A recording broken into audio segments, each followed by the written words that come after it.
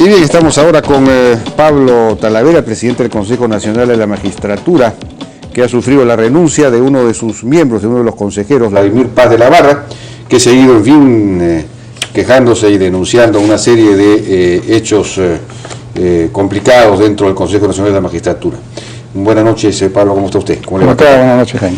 Bueno, rápidamente revisemos algunas de las causas. Él menciona 4 razones. La primera dice porque la ratificación por mayoría del juez civil de Lima, Juan Ricardo Macedo Cuenca, con 114 medidas disciplinarias, ha establecido un estándar negativo para el Consejo Nacional de la Magistratura. Bueno, no es cierto, porque el estándar no está establecido a partir de esa sentencia. ¿El estándar negativo? No. Así que hay otras sentencias que han establecido un estándar negativo. No. Para lo que quiere él decir es que, como quiera que en ese caso se ratificó a un juez en esa circunstancia, que hubieron circunstancias particulares por las cuales se produjo esa ratificación, que fueron acreditadas en el expediente y está en la resolución expresada, y donde hubo un voto discrepante porque fue debatido ese tema, no significa que eso sea un precedente. Lo que él quiere decir que eso sea un precedente, no ha sido un precedente, porque en otros casos con menores sanciones, donde no había ningún tipo de justificación, han sido no ratificados. ¿Cómo así ha sido ratificada una persona que tenía una suspensión de 60 días, 6 multas de 10%, 6 multas de 5%, una multa de 7%, una multa de 3 apercibimientos, 3 llamadas de atención y 4 amonestaciones? Sería un poco largo explicarlo, pero voy a tratar de resumirlo en un minuto. Este magistrado fue objeto de un conjunto de sanciones por no delegar funciones. ¿Qué significa? Que él no entregaba a que haga el trabajo del juez los asistentes, los secretarios u otros funcionarios. Decidió hacerlo por sí mismo y esto lo comunica a la Corte Superior y a la jefatura de la OCMA y la ODECMA. Y empieza su trabajo de esa manera. Entonces, evidentemente, cumplir de esa manera y la ley significaba que el mismo juez hiciera todas las resoluciones, y evidentemente con eso hubieron quejas y retrasos y le empezaron a sancionar por no delegar funciones.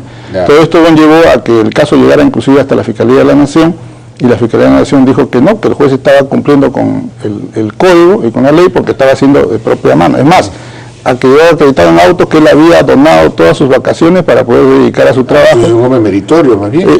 Por eso, digamos que es una circunstancia que obedece a acreditaciones. Pero ineficiente. Podríamos decir que, yo te soy muy honesto, de repente no fue la mejor solución. Lo tratamos como un caso, de repente haciendo una ponderación, entendiendo que no había una mala fe del magistrado.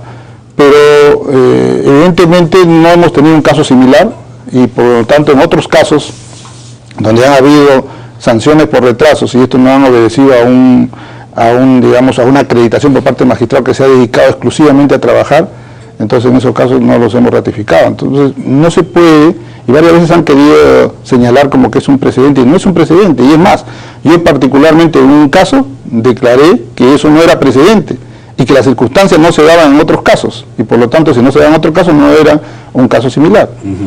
Y no hay que olvidar que este es un caso que apenas llego al Consejo, creo que fue uno de los primeros casos que yo tuve oportunidad de ver, data de mucho tiempo atrás, y luego el Consejo hemos continuado dictando una serie de resoluciones que no han sido observadas y tienen que ver con esos casos. Bueno, después dice, segunda razón, porque la ratificación del sentenciado fiscal provincial adjunto de Huaura, Lisandro Ricardo Zapata Corrales, tío de Óscar López Meneses, suscrito por los consejeros Gonzalo García Núñez, Pablo Talavera, etcétera, en materia actual de investigación contra Gonzalo García Núñez, por el fiscal de la Nación, Carlos Ramos Heredia, se debe hacer extensiva contra los 5 consejeros restantes por haber participado también en esa ilícita ratificación.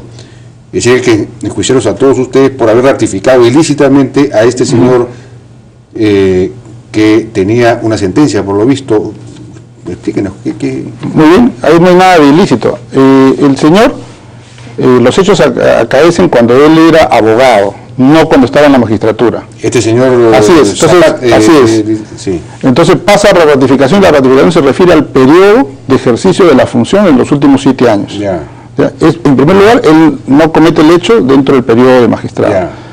Luego, la sanción, o mejor dicho, la reserva del fallo condenatorio no estaba contemplada en la ley en esa fecha como una restricción o prohibición para ejercer la magistratura.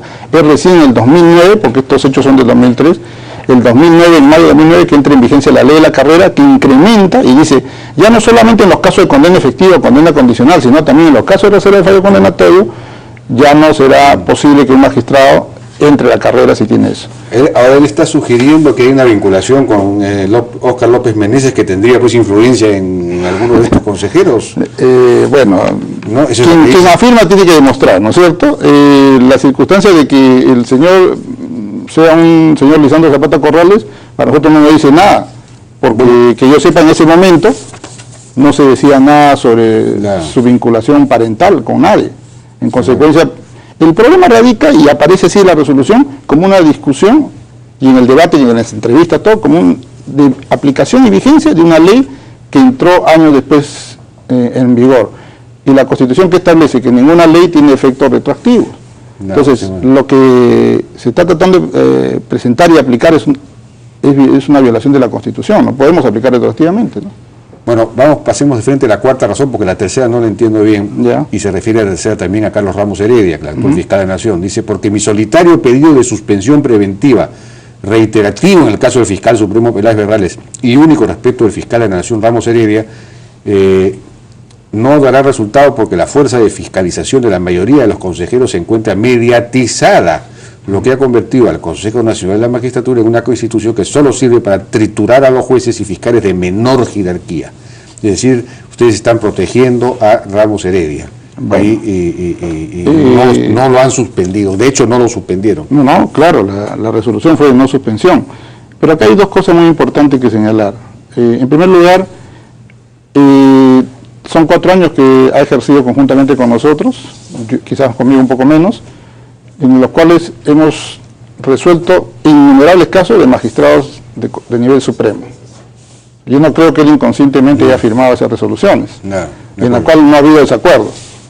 En este caso, cuando se presenta la solicitud, y así lo dice el informe de la comisión y la resolución que va a ser prontamente publicada, no cumplió con el requisito fundamental que la ley establece, que es señalar cuáles son los fundados y graves elementos de convicción que sustentan cada una de las imputaciones, así como los elementos que permiten inferir que hay peligro procesal.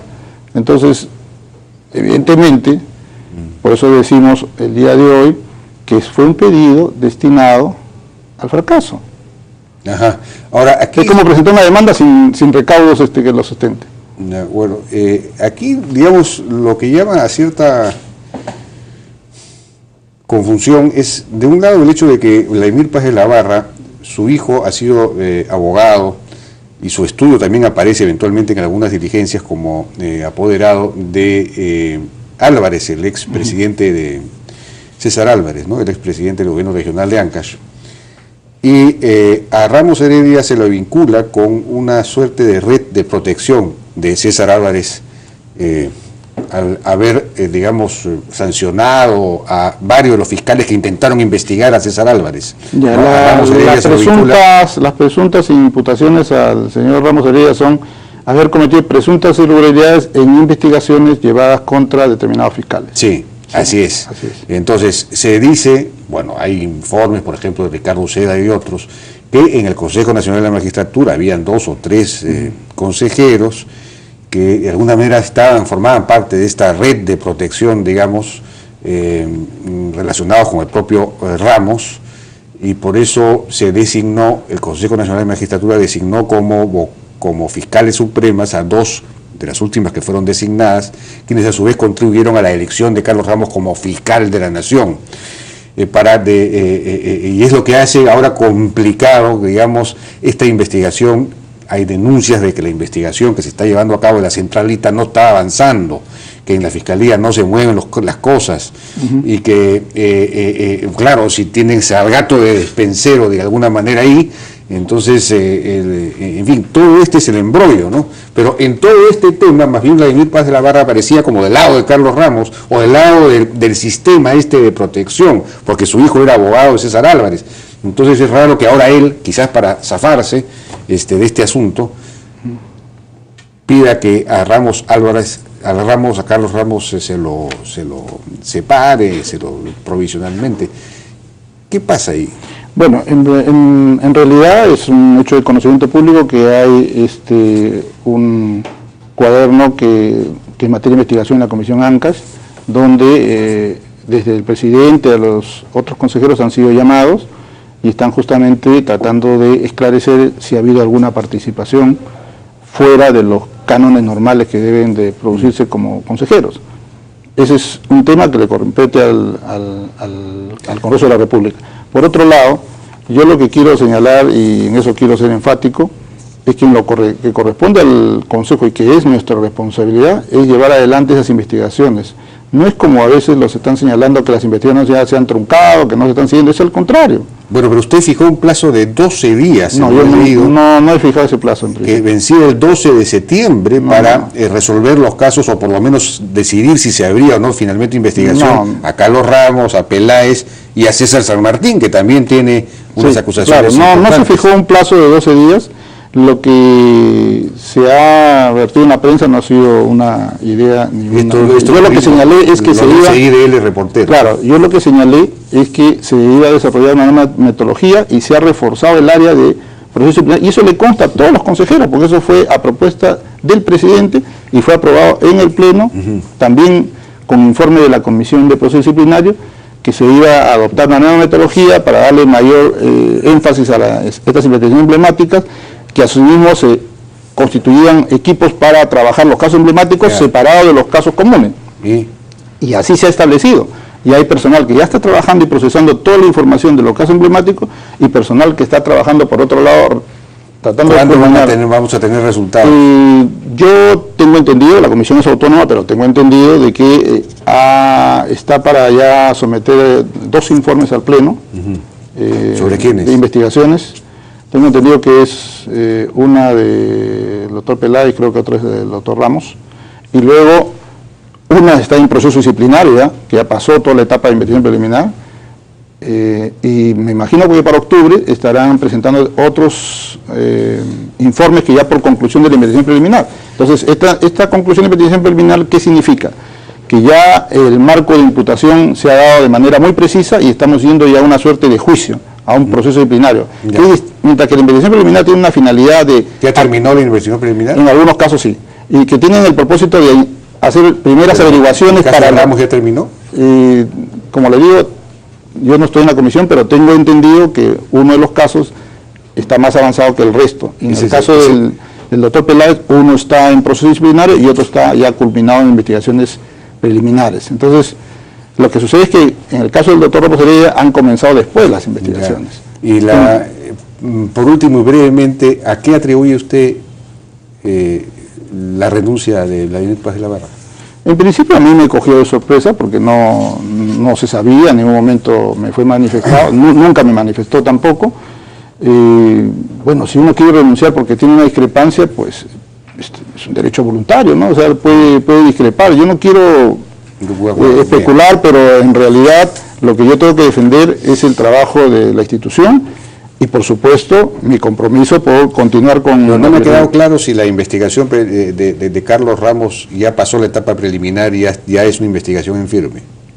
Proceso disciplinario todavía no. Está en investigación. Téngase en cuenta todavía no hace su no ha pasado la etapa preliminar. Le doy los datos, ¿no? Eso lo voy a publicar en la primera semana, los fines de septiembre, la primera semana de octubre, pero le doy un dato.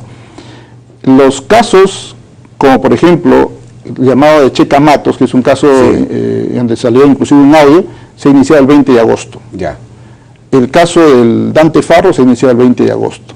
Entonces todavía está dentro incluso de los plazos para que él formule descargo. Ya, de acuerdo. Entonces, bien. Pablo Talavera, muchas gracias por su participación. Usted, muchas gracias. En la hora N, el problema que hoy día estamos un poco apurados.